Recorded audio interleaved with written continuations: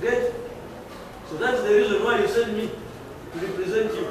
Abeegi bayetaba omukesharinga kabakera barikwerundanira mu kyombeko kya Faculty of Science obwe barikujumirira abebembezi ba university egikuremwa kugonjora enshonga zabo otiro no kuhakanisa enkore yo kubasindikira emitwaro 9 aha simu ezi gavumenti erikushashurira buri mwana kandi ezi batwire nibazitungira kurabira omu banka.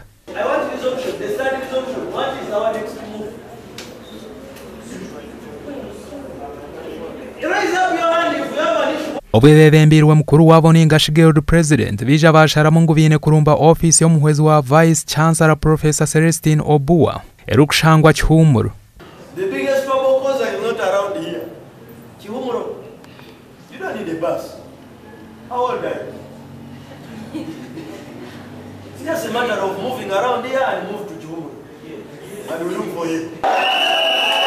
Nabwanyuma basharaho ekyombeko ekiri mu office ya Deputy Vice Chancellor, Academic Registrar hamwe na University Secretary kandi nibagira ngo bwahati imbere y'oburaro nebanyiga ngo ahabwo kuba University kapangisa omuntu wa burijo hostels ningasha kurara ngo kandi nabashashuze emitwaro 35 buri semester.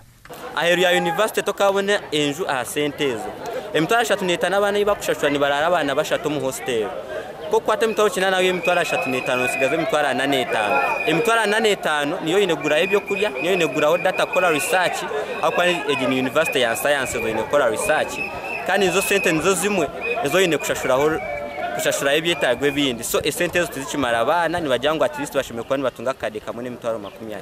I pay 500 for rent.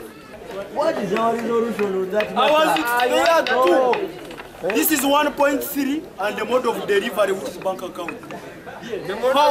Why are we considering only the mode of delivery? Omukire kache polisi ya Mbarara yebembirwa barukorebe kwekweto yahiko umwanya gwe kugera urukiko rw'ecyama n'abebembezi batakagambiro n'abesharinga abwenke nibaza kugumizamu n'ababasindikira sente zaba hasimu. What we've agreed now today this morning, we have already started engaging the government. And we are asking you to be patient, a little bit patient. By Friday means, excuse me, understand English. By Friday it can even be tomorrow or today in the afternoon. Those who are ready, those who have ready to receive their money through their mobile